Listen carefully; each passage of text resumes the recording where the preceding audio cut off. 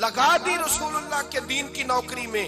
हजरत सलमान फारसी रजी अल्लाह ताला अन्हु, आखिरी वक्त है, विसाल की घड़ियां हैं, सहाबा तीमारदारी करने गए। हजरत सलमान फारसी रजी अल्लाह ताला अन्हु रोने लगे देखकर। एक सहाबी ने पूछा, सलमान रोते क्यों हो? कहने लगे, यार मैं हुजूर का गुलाम हूँ, पर मैं नबी पाक की पूरी बात नहीं मान सका। सोचता हूँ कयामत में हुजूर के सामने क्या मुंह लेकर के जाऊंगा। पूरी बात नहीं मान सका, ताबेदारी नहीं हो सकी, हुजूर के सामने कैसे खड़ा होऊंगा। सहाबा ने कहा, सलमान हम तो देख रहे हैं तेरा एक एक लम्हा मुस्तफा की सुन्नत में गुजरा है, तेरी हर हर अदा सुन्नत मुस्तफा है, फिर तू किस बात में परेशान है? क्या ऐसी बात है जिसने तुझे परेशान कर रखा है? तो हजरत सलमान फारसी कहने लगे, देखो ना मेरे घर में दुनियादारी कितनी ज्यादा है, मैंने माल दौलत इकट्ठी कर ली है।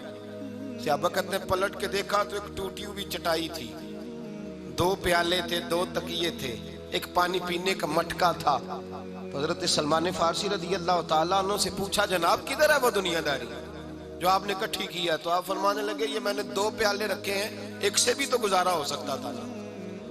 ये मैंने 2 तकिए रखे हैं, एक से भी तो वक्त गुजर सकता था। मुस्तफा करीम ने फरमाया था, कुन फिद दुनिया का अन्ना का गरीब व आबिरुन सबील, इस तरह वक्त गुजारना जैसे मुसाफिर और राहगीर गुजारते हैं। इतनी दुनियादारी इकट्ठी की है तो मैं हुजूर के सामने क्या मुंह लेकर के जाऊंगा?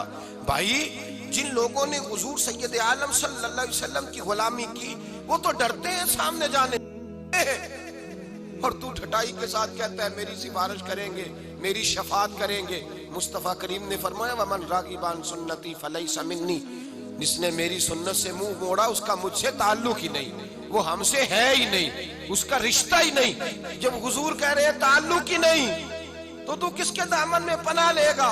झूठा तसव्वुर शफात का न बना। मेरे आला हज़रत फरमाते हैं, पहले मुस्तफा के नाम पे मर जा, मिट जा, और जब तू मर मिट जाए तो फिर दिल में जज्बा पैदा करके मेरे मुस्तफा मेरी जरूर सिफारिश करेंगे, जरूर सिफारिश करेंगे, जरूर सी। और जो कयामत में जन्नत में जाएगा वो मुस्तफा के कदमों की बरकत से ही जाएगा। लेकिन हमें कोई शफात वाला काम भी तो करना चाहिए ना, कोई शफात वाला काम भी। दरूद शरीफ बोलिए, दरूद पाक छोड़िए जरा थोड़ी देर के लिए टेक, दरूद पाक पढ़ना चाहिए। हुजूर की सुन्नत पर अमल, हुजूर के दीन की नौकरी करनी चाहिए। कुछ काम भी तो करने चाहिए ना, कुछ करना भी तो चाहिए ना शफात के लिए। देखिए ना, हुजूर सैयद आलम सल्लल्लाहु ताला अलैहि वसल्लम ने फरमाया, जिसने मुझ पर दुरूद पढ़ा उस पर मेरी शफात जरूरी हो गई। अल्लाह के महबूब सल्लल्लाहु अलैहि वसल्लम ने फरमाया, जिसने कुरान मजीद को दिल से लगाया मेरी सिफारिश जरूरी हो गई।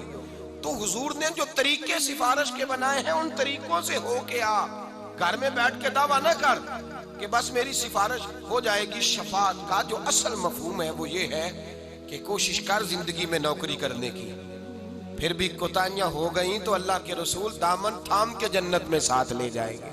लेकिन अगर तू दीन के मुकाबले में ही खड़ा हो जाए, मुकाबले में ही खड़ा हो जाए, तू मौज करता फिरे, अपनी मर्जी से तू वक्त गुजारे, तू हुजूर की सुन्नत और शरीयत को छोड़कर गैरों के तरीके अपनाता फिरे, और तू कहने मेरी तो सिफारिश होगी, मुझे तो फौरी तौर पे थाम लिया जाएगा, तो शफात का असल मफहूम, इसमें शक नहीं कि कबीरा गुनाह वाले हुजूर के झंडे के नीचे होंगे।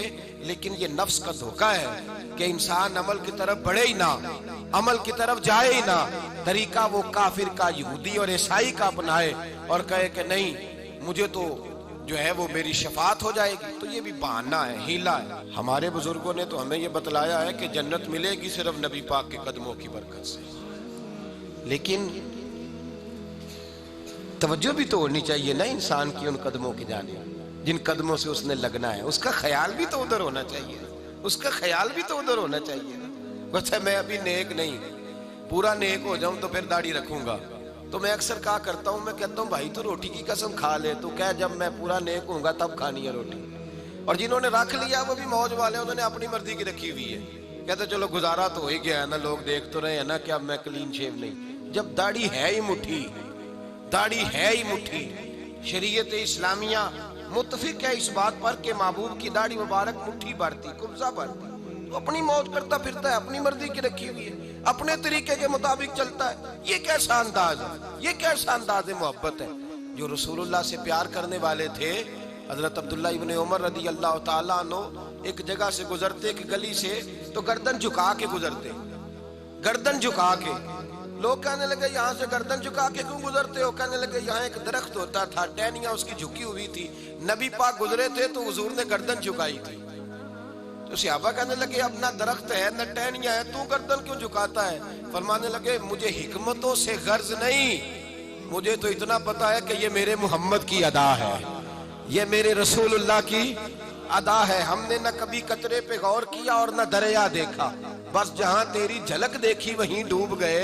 भाई तू अदा की तरफ देख, तू अदा की तरफ देख, तू बहाने तराशता फिरता है, हीले करता फिरता है सुन्नत के मुकाबले में। कल को शादी ब्याह का मामला आएगा, तुझे हर चीज भूल जाएगी, फिर तू अपनी बरादरी को देखेगा, इलाके को देखेगा, उस वक्त तुझे वो सारे रस्मों रिवाज याद आएंगे, तुझे दीने इस्लाम तो याद आता नहीं। तू हीला करता है, बहाना करके बैठा हुआ है कि बेदरेग मेरी शफात होगी। शफात वाला काम करे, इंशाअल्लाह ताला मुस्तफा की शफात होगी तो जन्नत में जाएंगे। मेरे आला हज़रत कहते हैं पेश हक मुजदा शफात का सुनाते जाएंगे, वो आप रोते जाएंगे हमको हंसाते जाएंगे, और बागे जन्नत में मोहम्मद मुस्कुराते जाएंगे।